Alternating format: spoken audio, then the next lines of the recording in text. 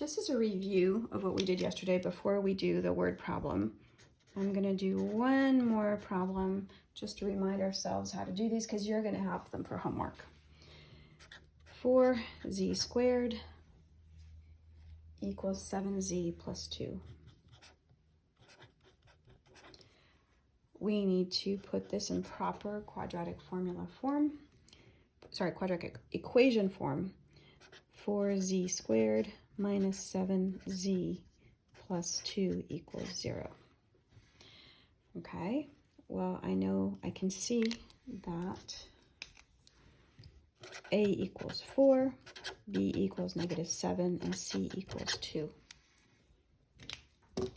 So I'm going to write my quadratic formula, -b plus or minus the square root of b squared minus 4ac over 2a. And I'm going to substitute in the values. -7 plus or minus the square root of -7 squared minus 4 times a, which is 4, times c, which is 2, over 2 times a, which is 4. All right, I've now written everything down, and it's time for me to try to solve this. Oh, let me make sure I wrote it correctly. I made a mistake. Did you spot it? I just spotted it right here, and I'm glad I did.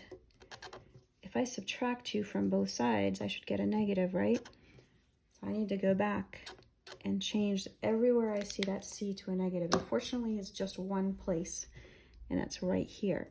That's a very big difference. I was wondering, it was looking like I was going to get a negative number in the discriminant, and that doesn't make sense. This whole square root thing is called a discriminant because you can't have a negative square root. Okay, so I get 7 plus or minus the square root of 49. Now this is going to be a positive number because I have 2 negatives. 16 times 2 is 32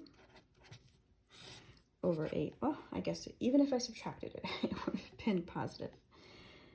X equals 7 plus or minus, what's 49 plus 32? Let's see. Looks like 81 over 8. So that's 7 plus 9 over 8, and x equals 7 minus 9 over 8. 7 plus 9 over 8 is 2. 7 minus 9 over 8 is -2 over 8 is -1/4.